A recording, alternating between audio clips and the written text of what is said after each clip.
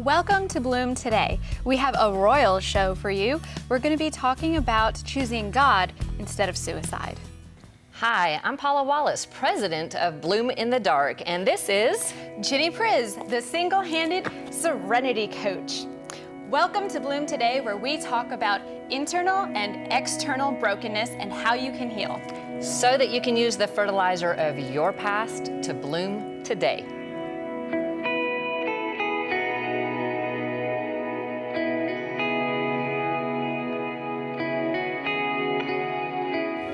Welcome, everybody. So glad you joined us. Today, we are talking about choosing God instead of suicide. And that's something I have in my past, the temptation to end it all and give up on it. Have you ever thought of that, Jenny? I mean, I think I've considered, like, what would it be like, in my darkest hours, what if I could I do this? Could this be an out for me? And definitely in moments where there was depression and early stages of recovery and PMS, definitely gave me even more depression than I had ever experienced ever. I think there were moments where I prayed, God, I'm ready to go home whenever you want to take me. It's totally okay if you take me tonight. It's totally okay if I don't have to go through another day. But that's about as close as I've gotten. I don't think I could. I ever got to the point where I never made a plan or anything like that. Did you get to that point? Well, see, I believed that suicide was murder. Okay. And therefore, because my training and background in the Bible and everything, so it was an absolute no-no. But I had this idea that if somebody else killed me, it was okay. So kind of a twisted spin on it. And so in the middle of the Canadian wilderness, I decided one day when I was done. I was just done with everything, the pain, the brokenness, the accusations, I just had no hope at that time. And you were out there for college, right? If I remember correctly. Yeah, I was out there for college. Like, I was in Canada for a good reason. But you were just in the wild. You didn't travel to the wild. I didn't travel to the wild to do this. But about a mile away from where I was staying, they had repeated bear sightings at this one location. So when I decided I was finished, I started walking there. Because towards the bears. Towards the bears. I was going to find a bear who was going to end it. And I know that sounds really, really foolish when you talk about it in that kind of setting. No, I mean, But at the time, bears are a problem. I mean, you're walking towards actual danger. I mean, we laugh now, but no, but grizzly bears, like real ones. That's huge. That is a big deal. That is, like someone, suicide by cop has been done frequently in the past, and we know this is a real thing. People do go ahead and choose these things. Right, and so it was me putting myself in danger with the hope that somebody else would take my life, because then my life could be over without me being guilty of having killed myself, which isn't any better than any other twisted version that Satan throws at us for why it's okay. Right. For us to end it, to escape, to get out. And the funny thing about my story in that particular instance was I was yelling at God about how he couldn't hold me accountable. Because of all the people that had hurt me and abused me and done me harm, it was their fault. So they were to blame if I died. And then seeing God just put in my heart that they were accountable, yes, for what they had done to me. Sure. But if I let it come between me and him, then I was accountable. And that just kept coming back. The more I argued, the more, and I was yelling and stomping and acting out. I was just so finished. And it really sunk into me that I was the one choosing self-destruction. Right. At the end of the day, it was still your choice to be put in harm's way. Which was no different than committing suicide any other way. And when that kind of got through the fog and started sinking in, I stopped. And stomped my feet and argued a little bit more and ended up turning around and going back. And by God's grace, I turned around before a bear found me. Praise God. Or that would have been the end of my story there. Yeah. Well, I'm glad it wasn't. I'm glad you're here with me. But I remember in my darkest places feeling that hopelessness, that my story ended here. There was nothing better to come. There was always going to be this pain. There was always going to be this hopelessness, and I could not see past that at all. And it was the enemy putting that. You talked about the fog, but putting that focus on me and my pain in this instant, and it all seemed like that was everything else instead. I could not see beyond it. But the truth is, there's so much beyond it that God has for us. And if He woke us up this morning, He's got some plan that He wants us to be a part of. Right, but it is where the trite answers, the simplistic answers, the, oh, don't worry, it'll be better tomorrow. No, tomorrow might be worse. Right. It's not that circumstances are going to get better. Right. It was me having to understand that God could carry me through those circumstances, that He could meet me in that darkest pain when it feels like a black hole that's just swirling and sucking you under, and there's no coming back up from that. And I've had multiple instances in my life at different points where the hopelessness hit that level. And it has gone back to, God, either you come in and do something, or I'm done. Like, I humanly can't do this anymore. Right.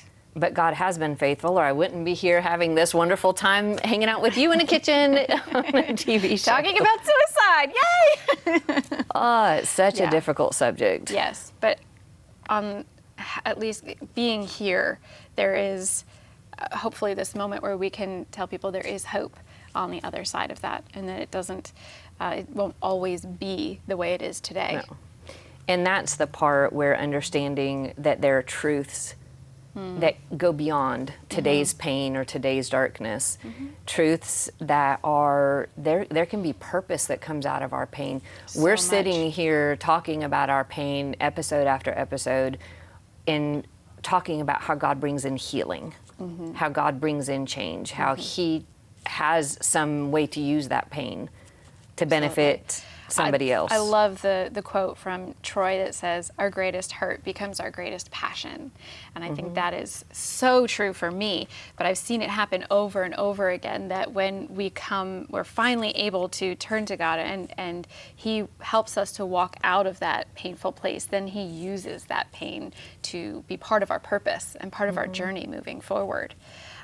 Romans 5:3-5, right? Not only so, but we also glory in our sufferings, because we know that suffering produces perseverance, perseverance character, and character hope. And hope does not put us to shame, because God's love has been poured into our hearts through the Holy Spirit who has been given to us.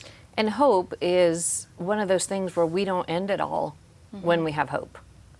We only want to end it all when we feel hopeless. Yes. And that's the part where building those steps and leaning into suffering, because the fact is, we've got to give God our futures anyway. Oh my gosh, yes. So difficult sometimes. Yeah, even when I'm hurting the most, or let's say you're even in a successful place. What about tomorrow? Well, you could lose it all tomorrow. It could all change tomorrow. It could get worse tomorrow. And I get to give God tomorrow. He says, take no thought for tomorrow. So I'm going, okay, God, today, can you carry me today? Can you help me survive this pain for the next minute, the next 30 seconds, shoot, the next 5 seconds? Right. Can you get me through this? And continue to ask and lean into Him and into that process, with the future, the hope part being His. Right. Because we never know what that's going to look like, what the future is going to look like. But we can trust that He's going to meet us there, and that He's not going to leave us every step of the way, and He's going to be right there beside us. So, yeah, in Philippians 1:6, where it says, being confident of this very thing, that He who has begun a good work in you will complete it until the day of Jesus Christ. There is no need for it to be an end. It can just be, today is the next step. Next part of my training, next part of my survival, next part of my growth. Right. He's the one that has to bring me through it. He's the one that has to fulfill my purpose and walk through it. Not me. My job is to just show up and take the next step and do the next right thing, and then watch how He works in that process. And so our value comes, like, Christ's death is the biggest thing that signified to me That he went through separation from God. He went through all of the pain. He went through coming to earth at all, with the whole point being for him to die and deal with that excruciating pain that makes me want to end it all. That he carried that pain on the cross. Amen. Because he valued me so much more. Yes. And that starts changing that perspective of there being no value to my life. There being no value because I'm too broken. Someone died for you. That's a high price to pay because he loved us so much. And he was willing to say, okay, I'm willing to go through all of this pain that you may be going through, another version of it. It doesn't look exactly the way our story looks, but that pain of betrayal, that pain of being left alone, to be on this cross and to say, I'm willing to go through all of this, to be separated from, as you said, to be separated from God. It says, my God, why hast thou forsaken me? Sorry, King James again. But that forsaken part is a big piece of why we're hopeless a lot of times. Yeah. We feel abandoned and lost and broken and abused and hurt, and that leads to hopelessness. Which is a horrible place to be, but it's not the end of the story. That's It's not never the end of the story. And that's the amazing part, is that it doesn't have to be. And we have a guest today who's actually so cool. I'm excited because we get to have a princess on our show. She's a real life princess. Like, Did you want to be a princess when you were growing up? oh, of course. We all want to be princesses when we're growing up. Yeah, I totally wanted to be a princess. So for someone who has a background of not just being a princess, but someone who's actually dealt with and flirted with the idea of suicide. And has her doctorate and has all kinds of other things that I think all happened after. Yes. So there's a story an here. An author, a screenwriter, entrepreneur. And helps other people do all those things too. Like that's pretty incredible. And what would have happened if she wasn't around to do all these amazing things? We'll never know. Thank God. Because she stayed around. Princess Fumi Hancock, would you please come and join us? I'm so excited to have you. Thank you so much. Welcome. Thank you for having me. Thank you so much for having me. We are so thrilled to have a real life princess Thank you here. for having me. We had to look very far and wide Oh, I know, right? to find a real life princess. I'm glad you found me. We are so thrilled. I'm glad you found me. Now, can you tell us a little bit about where you are from? Okay, so I'm from the southwestern region of Nigeria, where my family has actually ruled since the 1280s. So that's kind of cool. Wow, that's a long royal I thought line it was there. 1400s until one day my father visited and said, I said, what? I said, what? He said, 1280 is not 14. Know your history. That's almost a couple hundred years I there. know, right? Yeah. So since then, so he made sure that when I went back home, he showed me the whole thing. I said, okay, Dad, I'm not going to forget it anymore. So thank you for the history. And your outfit symbolizes some of that, right? Yeah, a lot of the things that I wear, even here in America, because, you know, I've been in the States for more than 30 years now, but I went back home after 23 years of hiatus. And just being ingrained back into the culture. And so this is part of what I wear. You know that I'm always like that on TV and things like that. And so this is one of the things that was woven in the palace for me by the palace women. Oh, wow. The king, who is my uncle, he is the current king. He has a group of people that weave for the queen. And when I go home to do some celebrations and so they have mine too. So I'm like, okay, thank you. That is so awesome. Thank you for It's giving me beautiful. some. Yeah, thank And do you ever wear a tiara or wear No, head? what I have is beaded. It's it's not a tiara like you have here, but it's beads. Okay. That you would Ours wear. is, so I don't wear it here, but when I'm home doing my Official rites. then I get to wear it. And a lot of times, now the king that I have right now is pretty cool, so I don't have to do it. all the time. So he's cool. He's cool. So I don't have to do it. So thank God for that. The value of not always having to do the proper state. He's the born again Christian, so that should tell you a whole lot right Oh, there. that's awesome. Wonderful. He's the That's such a Bible carrying king, so that would tell you a whole lot about that. So, What a blessing. Yeah.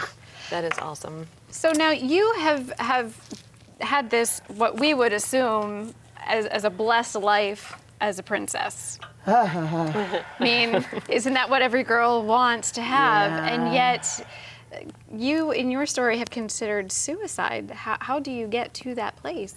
Well, one thing I always tell people is that being born into royalty does not exempt you from abuse.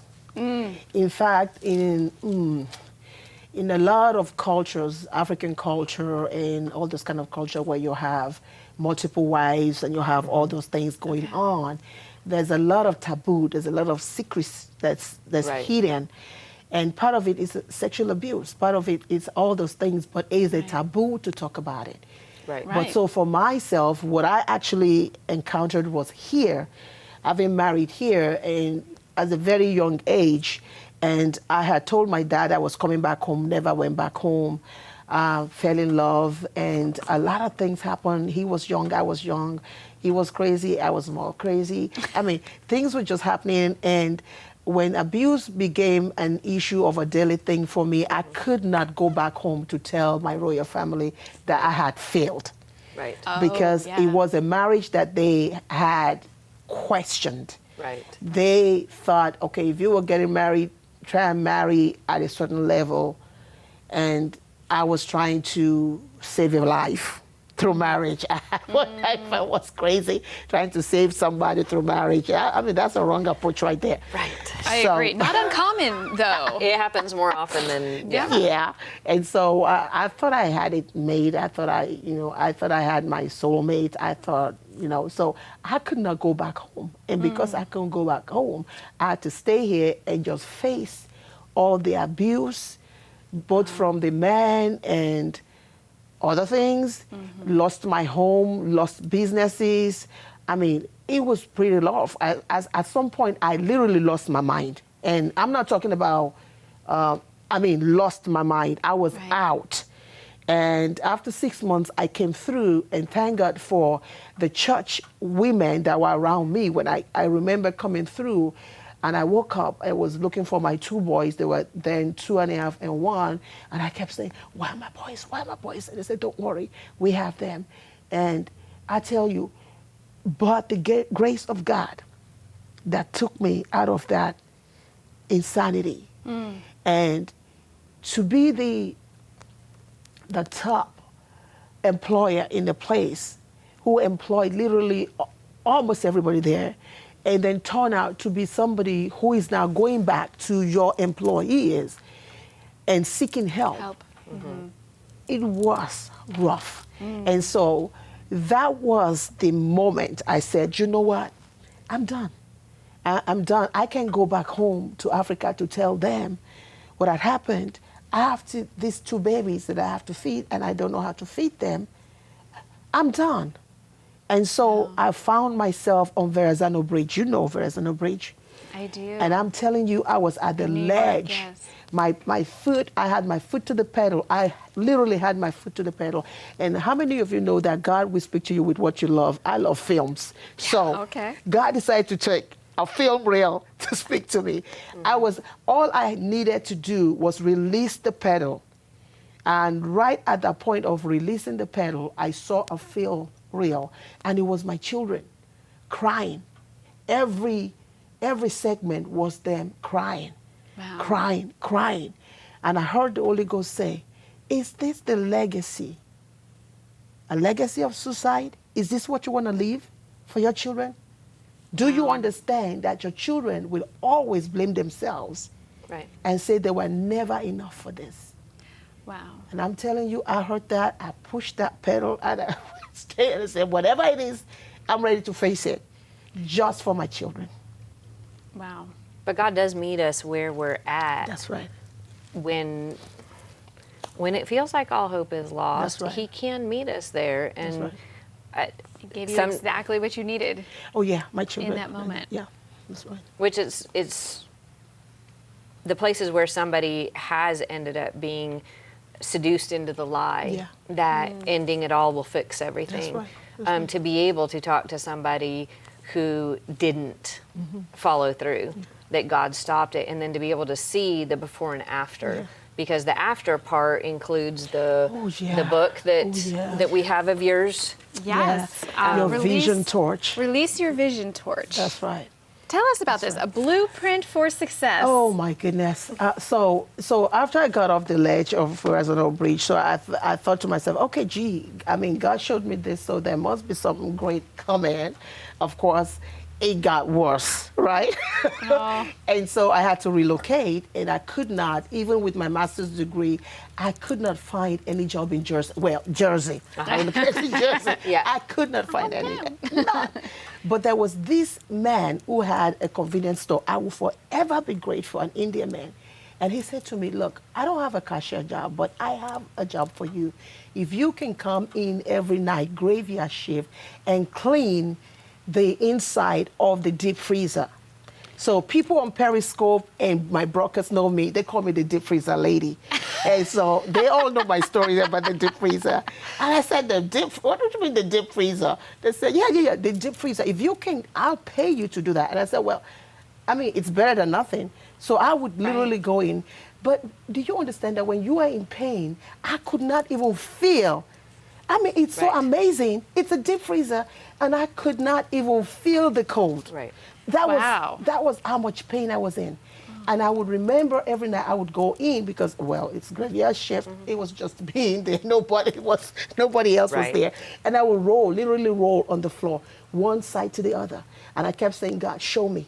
You either get me out of this world or you show me something. And I went through that, and that was when the vision torch. And he said, let me give you a success blueprint. I'm going to give you an exit strategy out of poverty. I'm going to give you an exit strategy out of poverty of your mindset, starting from that, and out of poverty. And God began to give me that in that deep freezer. And that's how I got that. And since then, I'm telling you, this book has literally, people write me from all over the world and tell me, oh my God, they always have one or two things they tell me about that because they could relate to that. Is your story in here as well? Oh yeah, the deep freezer story. The deep freezer is in there. I'm the deep freezer. Look, I wear it well. I'm the deep freezer lady. But it's amazing how when you were on that bridge, you had no understanding or vision of what God's purpose for you was. But God had so much more for you, and not just for you, but for a lot of other people through you. And it's when we're in that dark place, we can't see past the pain and the darkness to have a clue that God could have a beautiful future and take that pain and brokenness to help us relate to other people, to help show them his heart. I wouldn't even believe it. And that's the truth. If anybody had come to me on the bridge and said, hey, guess what? He got plans for you, I probably would have punched them right in the face and said, what you mean planned? I'm homeless, number one. Right? I have babies to feed, nowhere to feed them. You're telling me what? Right. Who what? Who had what? Right. So you never know. You just never know. But now I look back at what God has done in my life and the lives of people that he has drawn to me on a daily basis. And I say, my goodness, through my movies, through all that, it's just amazing to see and now they call me the vision midwife. And I said, oh, I wear that well too. Thank you. I'll take it. You know, vision lady, okay, I'll take it. And it's just amazing. And that's our lesson to everybody out there, that don't give up. Don't throw in the towel right at the point of breakthrough, because that ledge was my point of breakthrough, a point of decision, right? Oh, yeah. And if I had taken the other one, my goodness, imagine the number of people that would not have had the opportunity to really even get that blessing from that. Because God has a plan, he has a vision, he had a purpose. That's right. But you still had a choice to make. Yes, it's your choice. Oh my gosh. And I'm sure in that moment, that was still a very difficult choice. Oh, I tell you what, even after I got off the ledge, I was still afraid. Because I was going back to homelessness. My home had been taken away from me. Everything that I knew, that I had, that I worked out for, had been stripped away from me. So I didn't even know where I was going. It was still incredibly dark. Right. And That's why we walk by faith. That's right. And not by sight. That's right. Because when we Thank look with God. our eyes and Thank see what's God. in front of us, it Yeah. doesn't look so hopeful. That's right. Our hope is in Him, in our faith, and where Absolutely. He's bringing us. Absolutely. And you are a testament to the Oh, fact that thank you. we just don't know Yeah. where He's going to take us, Yeah. and in what crazy directions we can go. But more importantly, that it's not about your royalty. It's not about, because we are royalty. We're all In princess Christ, in yeah. Christ. Yeah. So it's not about your background, because I've defied that even born in royal family did not exempt me from suicide ideation. Right. It did not exempt me from abuse, because I was listening to you too. I was sexually abused at 5 years old too. Right. So go figure. Right. So it didn't. Wow. That didn't stop Yeah. anything. Yeah. So by the time I was being abused as a wife, I thought, well, maybe this is just the deal.